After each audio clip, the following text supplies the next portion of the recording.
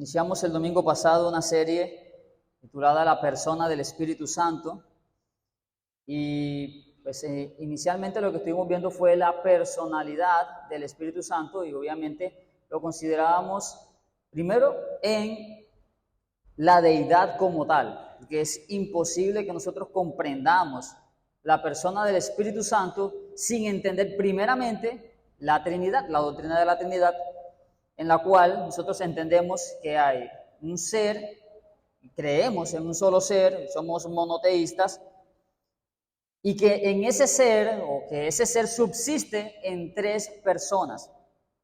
Así que, hermanos, como les decía el domingo pasado, esto es una doctrina difícil de entender, es una doctrina que se escapa de nuestro raciocinio, de nuestra razón en cierto sentido, en el que nosotros no podemos imaginarnos ni pensar acerca de nuestro Dios a la manera como nosotros consideramos las cosas naturales. ¿Por qué? Porque el ser de Dios no es como nosotros quisiéramos entenderlo a nuestra manera, no es perceptible a la manera que nosotros podemos percibir otras cosas. Dios es espíritu, es invisible, es un espíritu puro, eterno, infinito, y de esa manera debemos concebir a Dios, no de una forma física, no es de una forma corpórea, sino un ser espiritual, y que en ese sentido, pues no podríamos tener una imagen de Él. Así que lo primero que tenemos que tener en cuenta es eso, quitarnos toda imagen de nuestro Dios. Ahora, el hecho de que ya nosotros no tengamos una imagen de Dios, ya de ahí podemos entonces partir en que la esencia de Dios o el ser de Dios, la existencia de Él es una sola. Nuestro Dios es uno y por lo tanto nosotros somos monoteístas. Sin embargo, el hecho de que Él sea uno no contradice que en ese ser subsistan tres personas. Obviamente nosotros creemos que la subsistencia es muy diferente a la existencia, son dos cosas muy distintas. Y la esencia es distinto a hablar de persona, no es lo mismo. Nosotros en nuestra comprensión, cuando hablamos de persona y esencia, no estamos hablando de lo mismo. Entonces, dejando a un lado esto que, como les decía, es bastante profundo, es un tema bastante complejo, no podríamos.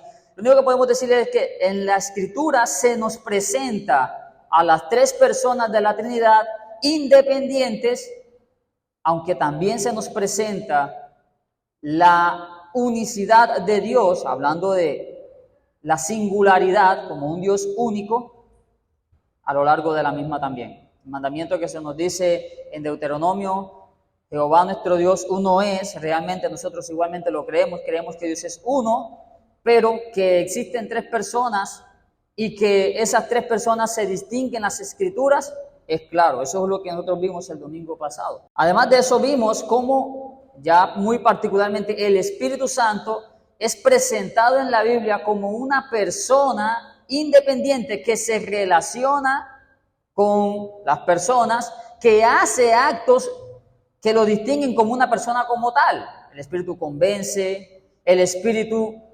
dirige, guía, el Espíritu gime, son actos que hace una persona, no una fuerza impersonal. Entonces, ahí tendríamos nosotros que tener en cuenta que el Espíritu Santo, como una persona, tiene acciones y hace obras de una persona como tal. El Espíritu Santo tiene relaciones y se le coloca al lado en varios textos de las Escrituras de las otras dos personas de la Trinidad. Por ejemplo, la fórmula bautismal que se presenta en Mateo capítulo 28 y la bendición que el apóstol Pablo da en 2 Corintios es precisamente una fórmula que pone al Espíritu Santo en la misma categoría de las otras dos personas a las cuales se menciona.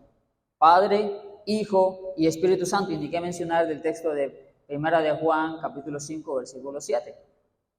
Como el Espíritu Santo quien da testimonio. Entonces ya dejando a un lado la personalidad, digámoslo así, y dando a un lado la deidad del Espíritu Santo, que también es Dios, Ahora debemos empezar a ver la obra del Espíritu Santo. Hoy vamos a empezar a considerar la obra del Espíritu Santo, lo que hace el Espíritu Santo. Y si bien el Espíritu Santo tiene varias funciones, varias obras que hace, hoy nos vamos a concentrar en la obra de la regeneración. La obra de la regeneración. Y para expresarlo brevemente, la regeneración es una expresión, digamos la palabra regeneración, es una expresión que indica volver a hacer o volver a generar. Regenerar. Volver a hacer o hacer de nuevo. Esta expresión regeneración tiene a su vez una descripción de lo que el Señor Jesucristo habló con Nicodemo acerca de nacer de nuevo. Esta expresión ya se nos hace más común, se nos hace más familiar, porque obviamente encontramos nosotros en el Evangelio de Juan, en el capítulo 3, una conversación del Señor Jesucristo con un fariseo, un principal entre los judíos, y a él el Señor Jesucristo le expresa esta doctrina del nuevo nacimiento, que ya nosotros hoy día lo conocemos como regeneración. Vamos al Evangelio según Juan, capítulo 3, dice el Señor. Había un hombre de los fariseos que se llamaba Nicodemo, un principal entre los judíos. Este vino a Jesús de noche y le dijo: Rabí, sabemos que has venido de Dios como maestro, porque nadie puede hacer estas señales que tú haces si no está Dios con él. Respondió Jesús y le dijo: de cierto te digo, que el que no naciere de nuevo no puede ver el reino de Dios. Nicodemo le dijo: ¿cómo puede un hombre nacer siendo viejo? ¿Puede acaso entrar por segunda vez en el vientre de su madre y nacer? Respondió Jesús, de cierto te digo, que el que no naciere de agua y del Espíritu no puede entrar en el reino de Dios. Lo que es nacido de la carne, carne es, y lo que es nacido del Espíritu, Espíritu es. No te maravilles que te dije, os es necesario nacer de nuevo. El viento sopla de donde quiere y oyes su sonido, mas ni sabes de dónde viene ni a dónde va. Así es todo aquel que es nacido del Espíritu.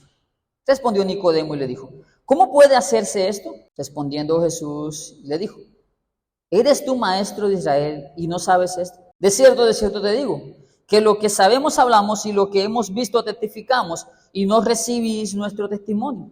Si os he dicho cosas terrenales y no creéis, ¿cómo creeréis si os dijere las celestiales? Nadie subió al cielo sino el que descendió del cielo, el Hijo del Hombre que está en el cielo. Y como Moisés levantó a la serpiente en el desierto, así es necesario que el Hijo del Hombre sea levantado, para que todo aquel que en él cree no se pierda, mas tenga vida eterna. La idea de nacer de nuevo o de experimentar un renacimiento espiritual viene directamente de esta enseñanza, desde aquí. De aquí surge la idea de nacer de nuevo. Nicodemo viene al Señor con una adulación, y según nos dicen algunos, y por inferencia del texto, parece ser que Nicodemo viene de noche porque no querían que lo vieran hablando con el Señor Jesucristo. Sin embargo, Nicodemo reconoce ciertas cosas del Señor, y de hecho él lo expresa allí. Sabemos que has venido de Dios como maestro, porque nadie puede hacer las señales que tú haces si no está Dios con él. Sin embargo, la percepción que Nicodemo tenía del Señor Jesucristo, aunque era una percepción correcta, no era una percepción que venía de un corazón transformado. No era una percepción que venía de un corazón que verdaderamente creyera en el Señor como debía creer en el Señor. Era una percepción que cualquier persona podría tener del Señor. Alguien que hace señales milagrosas como Él las hace, no debe ser alguien que no venga de Dios. El tema es quién es ese personaje que hace tales señales. Y esta percepción la tiene cualquier hombre. Es por eso que el Señor trata con Nicodemo de la forma que lo hace y le dice las cosas que le dice. Porque aunque Nicodemo tenía un conocimiento intelectual, Nicodemo no había experimentado el nuevo nacimiento. Nicodemo no había creído en el Señor de la forma que debía creer para salvación. Entonces el Señor le dice, de cierto te digo, que el que no nace de nuevo no puede ver el reino de Dios. Jesús le dice que nacer de nuevo es una condición necesaria para entrar en el reino de Dios. Y luego de decirle eso, entonces es cuando él explica qué es lo que es nacer de nuevo, y en este sentido es creer en el Señor de la forma que debe creerse, como el Hijo de Dios. La expresión Hijo del Hombre que aparece aquí, todos los judíos lo reconocían y sabían qué significaba, que era el profeta que había de venir, el Hijo de Dios, el Hijo de Adán, que aplastaría la cabeza de la serpiente. Sin embargo, la ceguera espiritual de Nicodemo, su incomprensión de las cosas espirituales, lo lleva a seguir ignorante en esta conversación con el Señor Jesucristo. ¿Qué es lo que pregunta Nicodemo? ¿Cómo puede un hombre nacer siendo viejo? ¿Puede acaso entrar por segunda vez en el vientre de su madre y nacer? Y mis hermanos, esta respuesta de Nicodemo es perfectamente la respuesta que cualquier persona le va a dar a usted si usted le dice lo mismo que el Señor le dijo a Nicodemo respecto a entrar al reino de los cielos. Respecto a ver el reino de los cielos, respecto a ser parte del reino de los cielos. Si usted le dice a una persona, para que tú vayas al cielo tienes que nacer de nuevo, su respuesta no va a ser diferente a la de Nicodemo. ¿Por qué? Porque sencillamente no ha experimentado lo que el Señor le está explicando a un maestro de la ley. Y el Señor vuelve a reafirmar la misma idea a Nicodemo una vez más. De cierto te digo que el que no nace de agua y del Espíritu no puede entrar en el reino de Dios. La idea de nacer de nuevo, experimentar el renacimiento, no es una idea de los evangélicos modernos. Esto es una enseñanza de suma importancia. Y es la razón por la cual muchas personas no entienden estas cosas y no entenderán a menos que precisamente el Espíritu haga esa obra. El Señor Jesús está mencionando aquí que el nuevo nacimiento es una condición necesaria para entrar en el reino de Dios. Si hay una persona que dice que es cristiano, pero no ha nacido de nuevo, no es cristiano. No existe un cristiano que no haya nacido de nuevo. No pueden haber personas que no son cristianos que hayan nacido de nuevo. El renacimiento, según lo que está diciendo el Señor Jesucristo aquí en el versículo número 3, es algo indispensable. El que no naciere de nuevo, dice el Señor, no puede ver el reino de Dios. Nacer de nuevo no es una tendencia teológica, no es una expresión teológica solamente, es una necesidad de las personas para poder ver el reino de Dios. Ahora, usted podría escuchar hoy día a muchas personas que dicen haber nacido de nuevo, pero que no creen en Jesús de la forma que Él se presenta aquí. Por lo tanto, bíblicamente hablando, una persona que no haya creído en Jesús de la forma que se presenta Él aquí, no ha nacido de nuevo. Entonces, personas como los testigos de Russell, los unitarios, los mormones, que muchas veces usted los escucha decir, es que yo nací de nuevo, están equivocados y eso es algo imposible. ¿Por qué? Porque no puede haber un nuevo nacimiento si no se cree en la persona del Espíritu Santo en primera instancia y que no se cree y que no cree en Jesús de la forma que el Señor mismo lo está presentando aquí. Y el Señor aquí nos presenta al Espíritu Santo como alguien que genera el nuevo nacimiento y por ende algún grupo de personas que niega la personalidad y deidad del Espíritu no pueden ser nacidos de nuevo. No hay tal cosa como un testigo de Russell nacido de nuevo. No hay tal cosa como un unitario nacido de nuevo.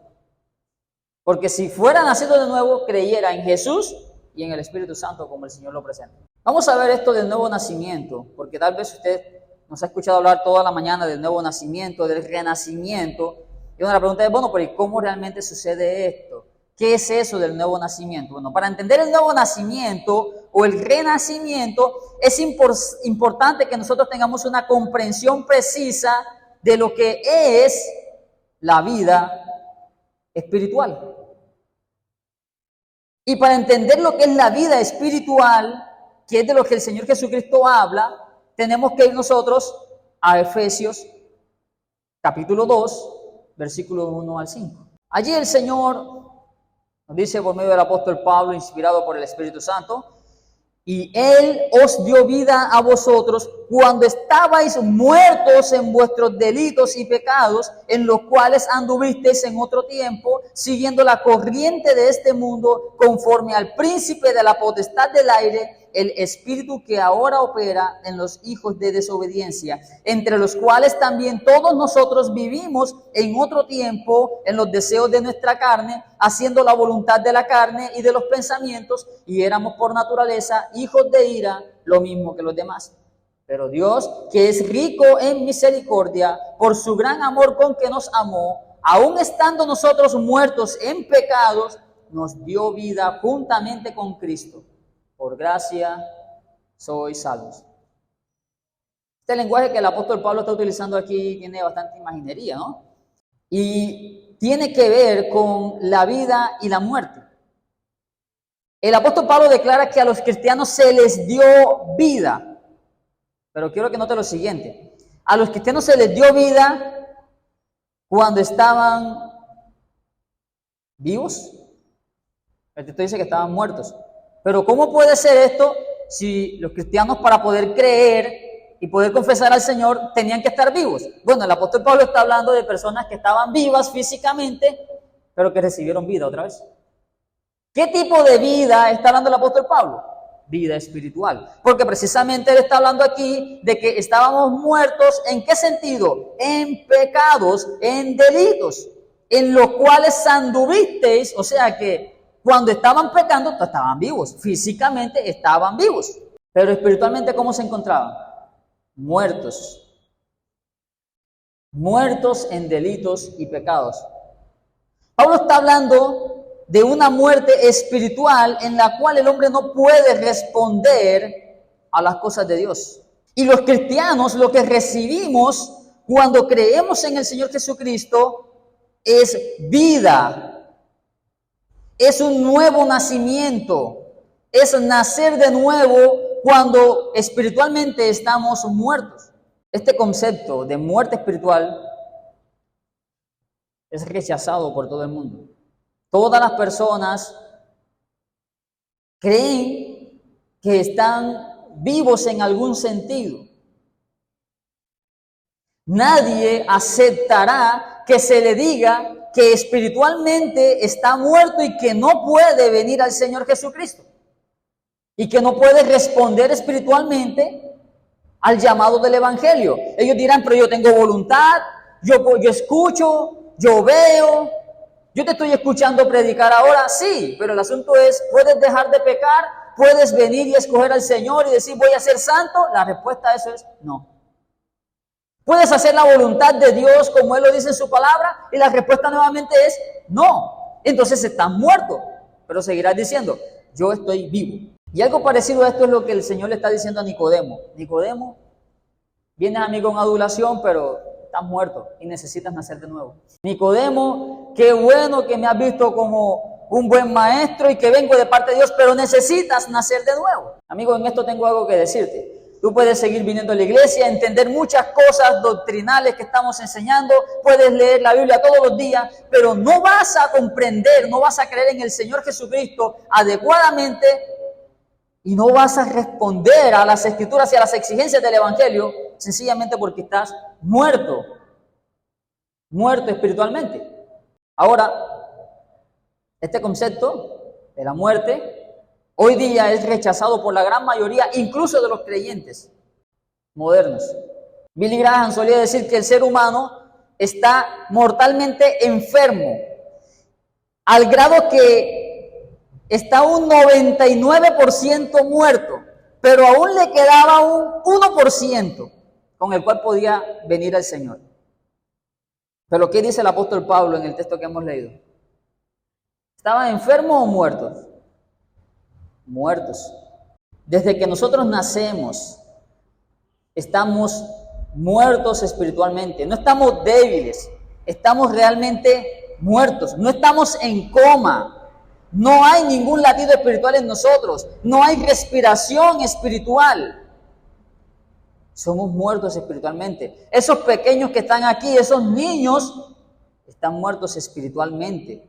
A menos que Dios, el Espíritu Santo, nos dé vida, esos niños seguirán muertos espiritualmente. Miren, ¿cómo se describe, según el apóstol Pablo en este libro en esta carta de Efesios, cómo se describe esa muerte espiritual? Y de pronto la descripción que usted va a ver allí menos le guste para aquellos que aún no han creído en el Señor, que están aquí, aquellos que nos visitan. Miren, ustedes estaban muertos en delitos y pecados, dice el apóstol Pablo, los cuales en otro tiempo practicaron, pues vivían de acuerdo a la corriente de este mundo y en conformidad con el príncipe del poder del aire, el espíritu que ahora opera en los hijos de desobediencia. Ese espíritu, ese príncipe de la potestad del aire, el poder que opera en los hijos de desobediencia, no es otro sino que Satanás. Esa persona está dirigiendo a los no cristianos, a los que no han creído en el Señor, a una eternidad de muerte eterna. Pero ellos están muertos. Pablo está diciendo que los que están espiritualmente muertos siguen una corriente y a un príncipe. ¿Quién es ese príncipe? Satanás. ¿Qué corriente de pensamiento siguen? La corriente de pensamiento del mundo. Están muertos. La corriente de pensamiento de pecados y delitos. Usted me dirá, no, yo no soy pecador. Claro, no, usted no es pecador, según usted. ¿Cómo ve usted ciertos pecados? Como la mentira. Eso es una mentira pequeña. El robo. ¿Cómo ve usted pecados como la codicia, la avaricia, el orgullo? ¿Cómo ve usted ciertos pecados como el adulterio? Cuando empezamos a considerar el pecado desde esta perspectiva que el Señor Jesucristo da, de que mirar a una mujer y codiciarla en el corazón ya es pecado, entonces usted dice, bueno, ok, yo soy un pecador. Su condición es muerte. Y usted sigue la corriente del mundo. Es que cuando el hombre le es infiel a su esposa, eso es algo normal. Está siguiendo la corriente del mundo. Para usted el pecado es algo normal, eso es común y corriente. Es que codiciar, eso es algo que todo el mundo... ¿Quién no codicia? Usted está siguiendo la corriente del mundo. ¿Quién está operando en usted? El príncipe de la potestad de las tinieblas. Esta descripción es la que el apóstol Pablo da en Romanos capítulo 3, como está escrito: no hay justo ni aún uno, no hay quien entienda, no hay quien busque a Dios, todos se desviaron, a una se hicieron inútiles, no hay quien haga lo bueno. ¿Cuántos hacen lo bueno? No hay ni siquiera uno.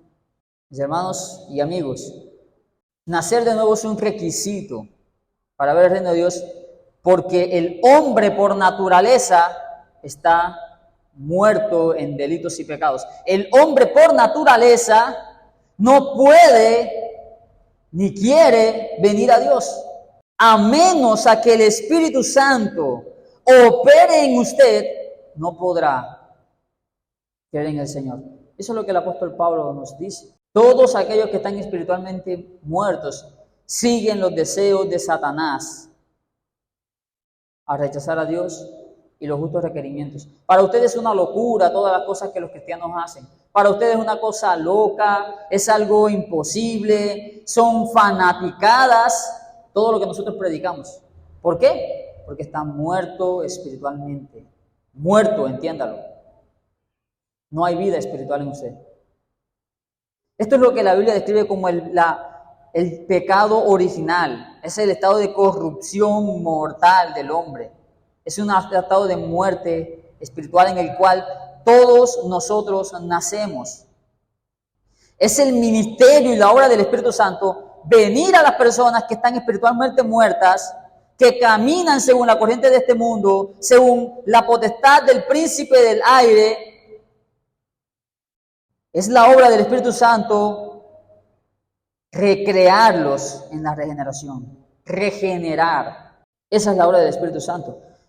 Eso es lo que nos dice el apóstol Juan en el texto que estábamos, el Señor Jesús en el texto que estábamos leyendo en Juan capítulo 3. El Señor le responde a Nicodemo, lo que es nacido de carne, carne es. Lo que es nacido del Espíritu, versículo 6, Espíritu es. No te maravilles de que te dije, os es necesario nacer de nuevo. Y mire esta descripción que da el Señor. El viento sopla de donde quiere y oye su sonido, mas no sabes ni de dónde viene ni a dónde va. Así es todo aquel que es nacido del Espíritu. Es interesante que la palabra Espíritu que está ahí está en mayúscula, ¿cierto? Empieza con mayúscula, está refiriéndose al Espíritu Santo. Esa es la regeneración. Y fíjense lo que el Señor está diciendo allí. El viento sopla de donde quiere y oye su sonido, mas ni sabe de dónde viene ni a dónde va. No se sabe de dónde ni por dónde, pero así como el viento corre de donde quiere y hacia donde va, así también es todo aquel que nace por el Espíritu Santo. Soberanamente, el Espíritu da vida a quien quiere. Así es todo aquel que es nacido. Hermanos y amigos, la regeneración es una obra del Espíritu Santo. Es una obra que Él realiza inmediatamente en el alma de las personas, soberanamente. Y cuando decimos inmediatamente, no estamos diciendo que es rápidamente, sino sin ningún medio interventor. El Espíritu Santo no le da a una persona una dosis de medicina. El Espíritu Santo da vida espiritual. Él saca vida de la muerte. Esta obra del Espíritu Santo la vemos expresada en las palabras que le dice el ángel Gabriel a María. En el capítulo 1 de Lucas, versículo 35, el Señor nos muestra cómo fue la generación de la vida del Señor. El Espíritu Santo vendrá sobre ti y el poder del Altísimo te cubrirá con su sombra. ¿Cómo era que María iba a quedar embarazada del Señor Jesús? La respuesta la está diciendo aquí. El Espíritu Santo vendrá sobre ti. María estaba perpleja. Bueno, ¿y cómo voy yo a quedar en embarazo si yo no he conocido varón? O sea, en pocas palabras, yo no estoy casada, no tengo marido y nunca he tenido relación con ningún hombre. ¿Cómo va a ser esto? ¿Qué le dice el ángel? El Espíritu Santo vendrá sobre ti. Es la obra de generar vida de donde no hay nada. En este sentido, en la redención nosotros vemos una especie de recapitulación del poder del Espíritu Santo manifestado en la creación. Miren, esta obra del Espíritu que dice aquí, te cubrirá, que el Espíritu Santo vendrá sobre ti y el poder del Altísimo te cubrirá con su sombra, es la misma obra que se ve en el principio, donde nosotros vemos otra vez al Espíritu Santo cubrir algo. Te voy a mostrar Génesis capítulo 1, en los primeros versículos de la Biblia encontramos nosotros al Espíritu Santo cubriendo otra vez algo.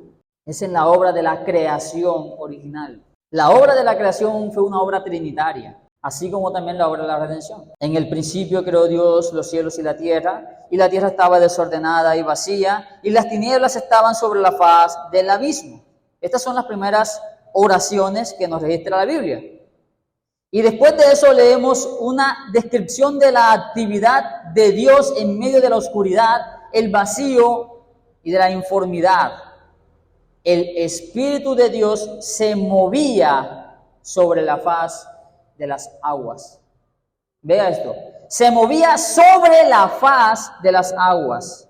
Esto es una descripción de cubrir, como una gallina que cubre con sus alas para proteger a sus polluelos. El Espíritu se movía sobre la creación para guiarla, protegerla. Y lo mismo hace en la obra de la regeneración. Las Escrituras nos deja claro que las cosas que Dios y solo Dios puede hacer es sacar vida de la muerte y algo de la nada. Y lo siguiente que ocurre es que Dios dice, sea la luz, fue la luz, haya expansión, produzca la tierra. Todo se hizo por el poder de la palabra. Pero mientras Dios hablaba, ¿qué hacía el Espíritu de Dios? Cuidar, proteger, moverse sobre la faz de la creación. El poder de Dios divino que produce vida, donde no hay vida, está en el Espíritu Santo creando y sosteniendo. Miren, este mismo poder abrazador, protector, guiador, es el que se ve en Juan capítulo 11, versículo 43, cuando el Señor se para frente a la tumba de Lázaro, quien había estado muerto por 4 días, y entonces el Señor grita con una voz fuerte, le dice: Lázaro, ven fuera. Y cuando el Señor Jesús dice estas palabras, ¿qué sucedió en el cuerpo de Lázaro? Su corazón comenzó a latir instantáneamente y a bombear sangre. La actividad cerebral de Lázaro empezó nuevamente a funcionar. El cuerpo de Lázaro volvió a cobrar vida y Lázaro salió de la tumba.